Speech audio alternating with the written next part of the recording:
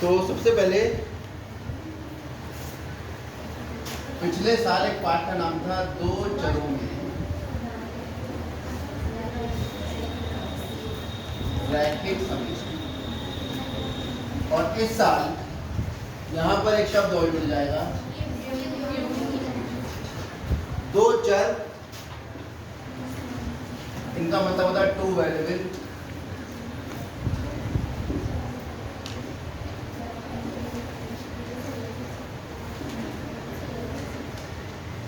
और रैखिक का मतलब होता है लीनियर, और युग्म का मतलब होता है पेयर।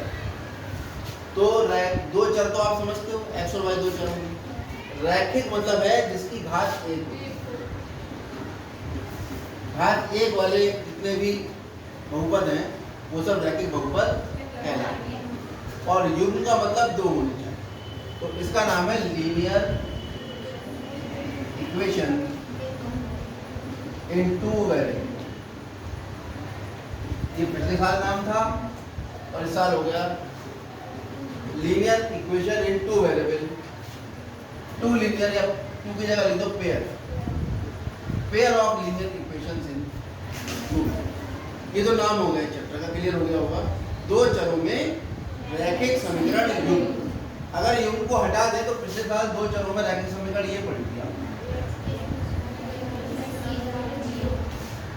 इसका अगर मैं एग्जाम्पल लूं तो एग्जाम्पल ये था, बराबर दो कह दो या माइनस दो बराबर जीरो कह दो, ये x माइनस वाई बराबर दो, ठीक है।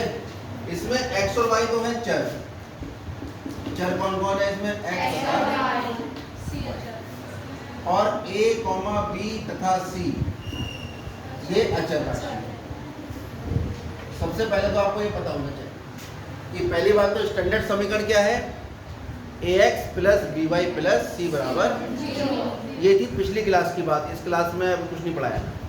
कक्षा 9 में ही आपको ये बता दिया गया था कि ये अब ये समीकरण है, इसमें आप देखो a का मान कितना है, b का मान माइनस, c का मान -2। एक समीकरण और लिखो मान लो मैं, 2x माइनस 4y माइनस 5 बराबर 0। इसमें a का मान 2, b का -4, c का -5। क्लियर हो गया? yes, sir। अब क्योंकि पेयर ऑफ लीनियर इक्वेशन लिखनी है तो दोनों को तो a b c लिख नहीं सकते, तो कुछ अलग करना पड़ेगा। तो पेयर ऑफ लीनियर इक्वेशन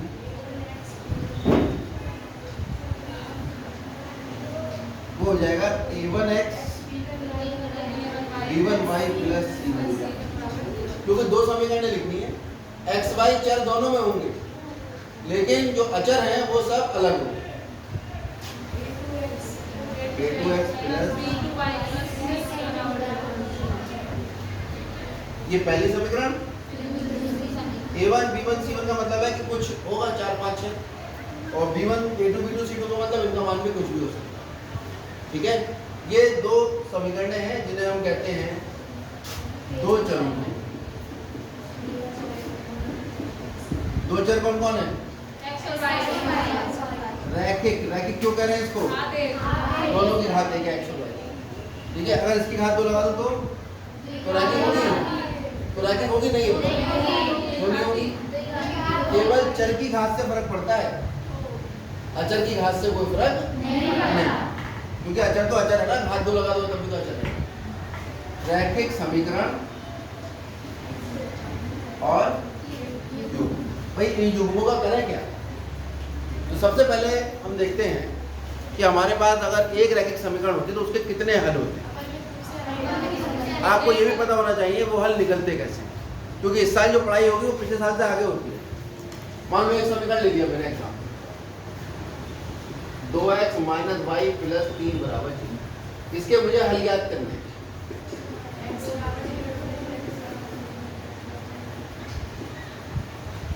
हल कैसे ज्ञात होंगे भाई, इसके पहली बात तो ये सोचो कितने हल हो सकते हैं। चलिए थोड़ा सा आप देखो, जब भी हमें हल ज्ञात करने होंगे तो दो हल तो हमें बड़े आराम से मिलते हैं। कैसे, एक बार x0 रख दो, बात एकदम मत रखो, पहले x0 रखो, y का मान निकालो, एक हल आ गया। हल का रूप क्या होता है? हल का रूप होता है x और y के मान। ठीक है, तो आप इसमें x का कोई भी मान मानोगे, y का अपने आप कुछ ना कुछ निकल के आएगा। तो इसका मतलब आप अनंत मान सकते हो, y के अनंत मान आ सकते हैं। ठीक है, जैसे फॉर एग्जाम्पल अगर मैं यहाँ x बराबर 0 लूँ तो यदि x बराबर 0 तो 0 माइनस वाई प्लस 3 बराबर 0, तो माइनस वाई माइनस 3 माइनस से माइनस करके वाई बराबर 3 कब आया? यदि x बराबर 0 था तो कितना आया? तो इसका हल आया कितना? x बराबर 0 y बराबर 3 और हल का बिंदु रूप क्या आया? बिंदु हमेशा x, y होता है, यानी हम हल का बिंदु रूप लिख सकते हैं। ठीक है, ऐसे कोई दूसरा हल निकालें तो यदि हम y बराबर 0 ले सकते हैं। जब x 0 लिया, y 0 लो इस समीकरण में तो कितना आ जाएगा? 2x माइनस 0 प्लस 3 बराबर 0, 2x बराबर माइनस 3 और x बराबर माइनस का 1.5।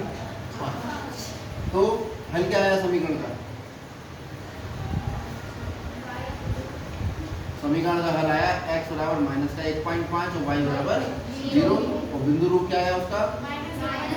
हल को अगर बिंदु रूप में लिखेंगे तो लिखेंगे हम माइनस का 1.5, और जब बिंदु कह रहे हैं तो हम उसे ग्राफ में भी दिखा सकते हैं।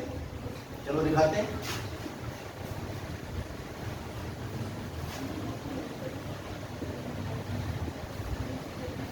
ये खाने बने हुए होंगे, बने हैं 1 2 3 4 माइनस 1 माइनस 2।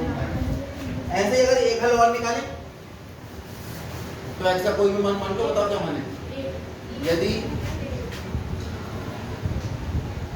x बराबर 1 तो 2 गुणा 1 माइनस y प्लस 3 बराबर 0, तो 2 और 3 कितना हो गया? 5 माइनस y बराबर 0, माइनस y बराबर माइनस का 5, माइनस का माइनस कट गया, यानी x बराबर 1 तो y बराबर 5। तो बिंदु निकला 1, कितने बिंदु निकल सकते हैं? ऐसे अनंत निकल सकते हैं। तो अब उनमें विशेषताएं क्या होंगी? और ये सभी इस समीकरण के हल हैं। अच्छा, अब मान लो अगर x बराबर 0 है और y बराबर मैं अपने आप कह दूं 5, क्या ऐसा संभव है कि x बराबर? क्यों नहीं है संभव, बताओ क्यों नहीं है ऐसा संभव? क्योंकि x का मान 0, y का मान 5 अगर इस समीकरण में रखते हैं तो x 0 रखो, -5 -5 प्लस 3 कितना हुआ? -2, -2 के 0 बराबर होता है, यानी हल वही मान कहलाएंगे चरों के, यानी x और y के, जिसमें अगर LHS में हम उन्हें रख दें तो RHS के बराबर, और अगर नहीं आता है तो वो उसके मान नहीं होंगे। अच्छा, ये इसमें कितने बिंदु हो सकते हैं? एक बिंदु ये है 0, तो कितने बिंदु हैं इसमें? अनंत बिंदु। अब अगर मैं 0,3 लेता हूं तो ये आ गया, और -1.5,0 लेता हूं तो ये आ गया। और अगर इन दोनों, क्योंकि अगर एक रेखा खींचनी हो तो खाली 2 ही बिंदु काफी होते हैं, तो अगर मैं इन 2 बिंदुओं को मिलाने वाली एक रेखा खींचूं और इसे भी आगे बढ़ा दूं और इसे भी आगे बढ़ा दूं, तो ये तो मैंने 2 बिंदुओं से रेखा खींची थी, इस पर कितने बिंदु होंगे? अरे भाई, इस रेखा पर कितने बिंदु होंगे? एक रेखा पर कितने बिंदु होते हैं? अनंत होते हैं। और इन सभी बिंदुओं के निर्देशांक निकल सकते हैं। इन्हीं सभी बिंदुओं के जो निर्देशांक होंगे वो x और y होंगे। निर्देशांक तो x, y होते हैं। जैसे इस बिंदु का निर्देशांक निकालोगे, मान लो इस बिंदु का, तो कुछ ना कुछ तो निकल के आएगा ना। तो जब इस बिंदु का निर्देशांक निकल के आएगा तो ये सब विशेष बिंदु जो एक रेखा पर स्थित है, ये सारे बिंदु जब हम इस समीकरण में x और y यहाँ रखेंगे वो LHS को RHS के बराबर कर देंगे। और इसके अलावा जितने भी बिंदु होंगे इधर उधर, उनमें x और y लेना। जैसे ये बिंदु है हमारे पास 1,1,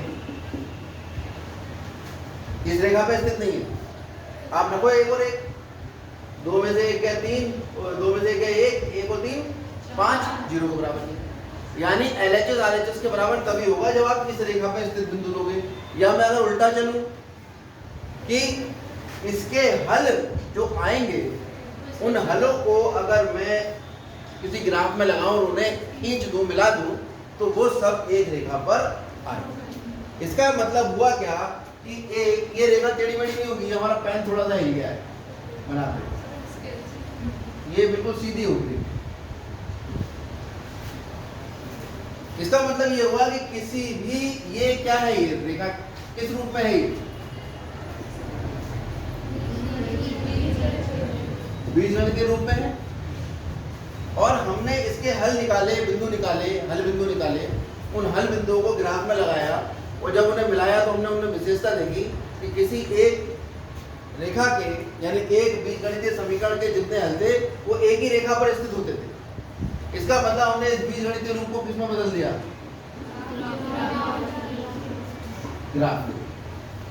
और इसमें आपस में क्या संबंध होता है, यानी एक बीजगणितीय समीकरण दो चर रेखा में जो होती है, उस एक बीजगणितीय समीकरण को हम एक सरल रेखा के द्वारा प्रदर्शित कर सकते हैं। एक दूसरी रेखा लेके देखते हैं, x प्लस वाई बराबर या x माइनस वाई बराबर 2। ठीक है, अब इसके हल ढूंढो भाई। अगर x को 0 रखोगे तो y का कितना मान आएगा, चलो छोड़ो, x प्लस वाई बराबर 2 ले लो, ज्यादा दिमाग नहीं लगाना। अगर x का मान 0 रखो तो y का कितना आएगा मान 2, बिंदु बना है ये। और अगर y 0 ले लोगे तो x का मान कितना आएगा 2, तो बिंदु बना 2, तो 0, 2 और 2, 0 को जब मिलाओगे तो ये सरल रेखा आ जाएगी।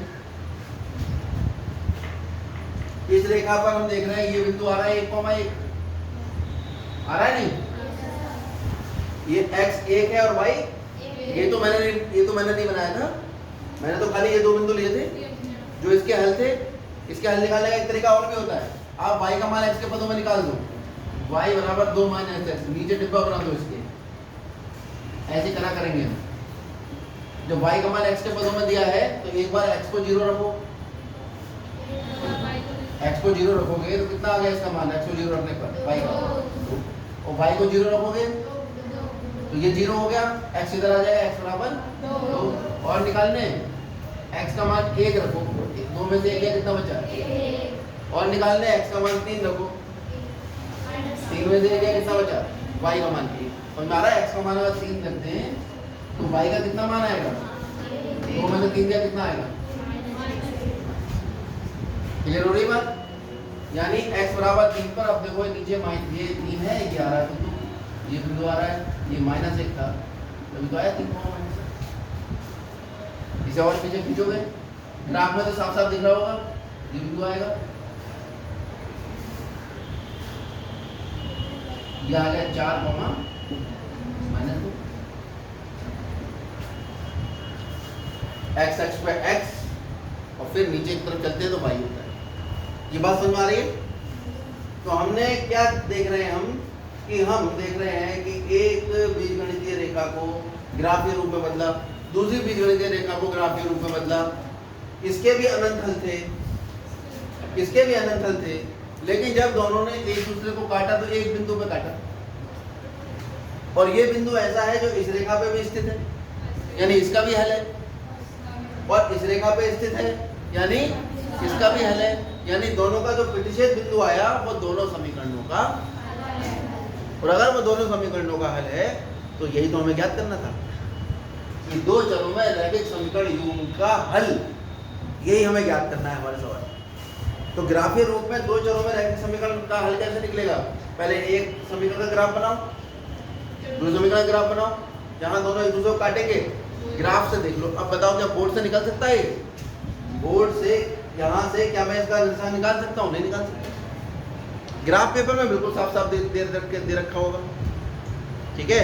ये आपका 0 से 1 है तो 10 खाने होंगे इसके, 5, 6, 7, 8, 9, 10, है ना। तो पता है पहला पॉइंट 1, पॉइंट 2, पॉइंट 3, तो आपका जहां भी वो कटान बिंदु आएगा उसको स्पष्ट आप वहां से देख सकते हैं। अब एक समीकरण और ले लो, 2x प्लस 2y बराबर 4। तो यहां से अगर x का मान 0 लोगे तो y का मान कितना आएगा 2, और y का मान 0 लोगे तो x का मान कितना आ जाएगा, मैं 0 लोगे ना तो 0 हो गया, 2x बराबर 4, x बराबर 4/2, कितना हुआ 2 दूनी 4। तो आपके पास 0,2 और 2,0 ये 2,0 0,2 ये तो यही वाली रेखा आ गई जो इसकी थी।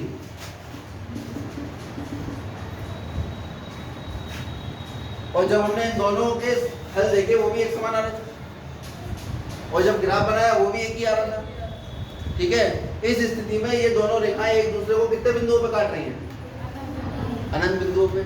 इस स्थिति में इन समीकरण युग्म के कितने हल होंगे? अगर ये दो समीकरण ली जाए 2x - y + 3 = 0 और x + y = 2, इन दोनों के कितने हल निकल के आ रहे हैं? एक हल, या एक हल को हम कहते हैं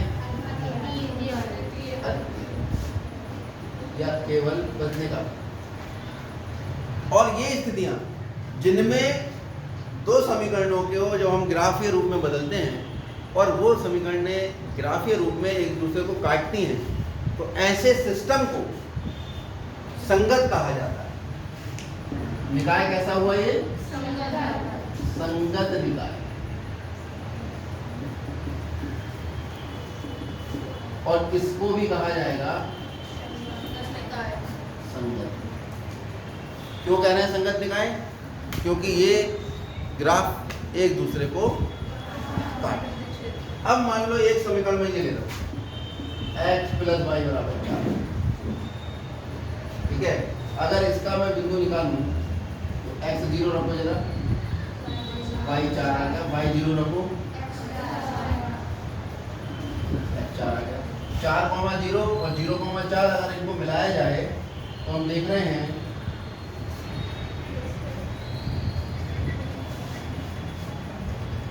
ये 4 है और ये 4 है। ये दोनों रेखाएं एक दूसरे को कहीं भी नहीं काट रही। कैसी हो गई? एक दूसरे के समान। कौन कौन सी? x + y = 4 और x + y = 2। इनके जो ग्राफ है वो एक दूसरे को कहीं भी नहीं काट रहे। और कैसी रेखाएं आई हैं? यानी इस स्थिति में कैसी रेखाएं आई थी?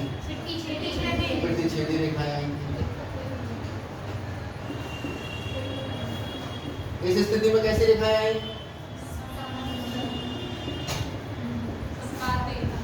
जो रेखाएं बिल्कुल एक के ऊपर एक होती हैं वो रेखाएं क्या कहलाती हैं? और इस स्थिति में कौन सी रेखाएं आ रही हैं? इस स्थिति में आ रही हैं समांतर रेखाएं। और साथ साथ क्या एक दूसरे को काट रही हैं? कटान बिंदु कितने आ रहे हैं? एक भी नहीं आ रहा। तो हल कितने होंगे? कोई हल नहीं। और क्या निकाय संगत होगा? जब एक दूसरे को नहीं काट रही रेखाएं तो निकाय कैसा हो गया? असंगत। ये मैंने आपको एग्जाम्पल देकर समझाया कि कैसे अगर हम समीकरणों के युग्म लेते हैं तो किस तरह की स्थितियां उत्पन्न हो सकती हैं। एक स्थिति उत्पन्न हो सकती है कि दोनों समीकरण एक दूसरे को काटेंगे। एक स्थिति हो सकती है कि एक समीकरण दूसरे समीकरण के ऊपर ही आ जाएगी। एक स्थिति हो सकती है कि दो समीकरण एक दूसरे के समांतर। ये तीन ही स्थितियां आपके कोर्स में है और तीन ही होती हैं। क्या है पहली स्थिति? प्रतिच्छेदी रेखा। ये रेखाएं कहाँ से आ रही हैं? जब हम बीजगणितीय समीकरण को ग्राफीय रूप में, ठीक है, प्रतिच्छेदी रेखाओं के केस में कितने हल आ रहे हैं? समांतर रेखाओं में कितने हल आ रहे हैं? और संपाती में कितने आ रहे हैं? और संपाती और प्रतिच्छेदी में निकाय का नाम क्या रखते हैं? संगत या असंगत? और अगर प्रतिच्छेद नहीं करती हैं, संपाती भी नहीं होती हैं, रेखाएं समांतर होती हैं तो असंगत। अब क्या हर बार समीकरण देके हम ग्राफ बनाएंगे? अभी तो ग्राफ बनाओगे तो पता लगेगा। ठीक है, कुछ बच्चे बना पाएंगे, कुछ नहीं बना पाएंगे। तो बिना ग्राफ बनाए कैसे पता करें कि कौन सी समीकरणें संगत हैं, कौन सी असंगत हैं? बिना ग्राफ बनाए कैसे पता करें कौन सी प्रतिच्छेदी है, कौन सी संपाती हैं और कौन सी समांतर? तो अगर हम यहाँ पर इनकी तुलना करें, इनके गुणांकों की, तो देखो 2/1, इसका गुणांक 2 है और इसका 1। ठीक है, ये तुलना अगर इन वाले समीकरण से करोगे इनसे, तो x के गुणांकों का अनुपात तो a1/a2 कहलाएगा, y के गुणांकों का अनुपात क्या कहलाएगा? और अचर पद c1। ठीक है, इस स्थिति में बताओ 2x plus 2x minus Y plus 3 बराबर 0 था और x प्लस वाई बराबर 2। तो a1 बटे a2 कितना आएगा इसे? b1 बटे b2 तो हम देख रहे हैं कि a1 बटे a2 बराबर नहीं है b1 बटे b2। क्लियर है? ये इन दो रेखाओं के लिए आया और ये दोनों कैसी थी? यानी अगर a1 बटे a2 बराबर नहीं है b1 बटे b2 के, है ना, तो रेखाएं हमेशा कैसी होंगी? अब याद रहेगा हमेशा ये रहेगी प्रतिच्छेदी। सीधे चेक करने को आता है एग्जाम, दो समीकरण दे दी, कह दिया उसे चेक करो प्रतिच्छेदी है नहीं, आपने चेक कर दिया a1 बटे a2 का अनुपात निकाला, b1 बटे b2 c1 बटे c2 और अगर दोनों बराबर नहीं है तो कह दिया भाई प्रतिच्छेदी। निकाय कैसा है ये? संगत है। ठीक है, अब अगर ये वाला युग्म ले लिया जाए, इसमें देखो जरा a1 बटे a2 का मान इसमें कितना आ रहा है? 1 बटे 2 और b1 बटे b2 का मान कितना है? और c1 बटे c2 का मान कितना है? 1 बटे 2। ये भी 1 बटे 2 जाएगा। अभी यानी a1 बटे a2 बराबर है b1 बटे b2 बराबर है। ये स्थिति है तो रेखाएं कैसी हैं? तीसरी स्थिति पे आ जाते हैं, ये है a1 बटे a2 कितना है यहाँ पर? b1 बटे b2 कितना है? और c1 बटे c2 कितना है? 4 बटा 2। इसे स्थिति कितना? 2 दूनी 4, यानी a1 बटे a2 बराबर था b1 बटे b2 बराबर नहीं है c1 बटे c2। तो इस स्थिति में रेखाएं कैसी हैं? समांतर है, कोई हल नहीं है, असंगत। सभी के लिए ये स्थिति है और संपाती के लिए ये स्थिति है और इसके लिए ये। आपको ये स्थितियां याद रखनी कि संपाती की स्थिति क्या होती है, अद्वितीय हल कहलाता है। ये अद्वितीय हल की स्थिति a1 बटे a2 बराबर नहीं है b1 बटे b2। तुलना किससे करेंगे? इन दोनों समीकरणों में तुलना करा करेंगे। पहले समीकरण में x का गुणांक a1 y का b1 अचर पद c। दूसरे समीकरण में x का गुणांक a2 y का b2 और अचर पद c। में तुरंत a1 बटे a2 निकलेगा, जैसे यहाँ निकला a1 बटे a2 x के गुणांकों का अनुपात, b1 बटे b2 y के गुणांकों का अनुपात, c1 बटे c2 अचर पद। तुलना करेंगे तुरंत, अगर यही दोनों बराबर नहीं है तो कह देंगे प्रतिच्छेदी रेखाएं संगत निकाय अद्वितीय हल। अगर तीनों बराबर आ जाए तुरंत कह दोगे संपाती रेखाएं अनंत हल संगत निकाय। और अगर a1 बटे a2 बराबर आ रहा, b1 बटे b2 बराबर नहीं आ रहा, c1 बटे c2, तो आप कह देंगे ये समांतर रेखाएं असंगत निकाय है। एग्जाम में तीनों में से कोई एक ही पूछता है, एक साथ तीनों नहीं पूछेगा, या तो संगत असंगत पूछ लेगा या समांतर पूछ लेगा या कोई हल नहीं पूछेगा। ठीक है, इतना आप स्टडी करके आइए। अभी रुको 1 मिनट, बुक लाओ।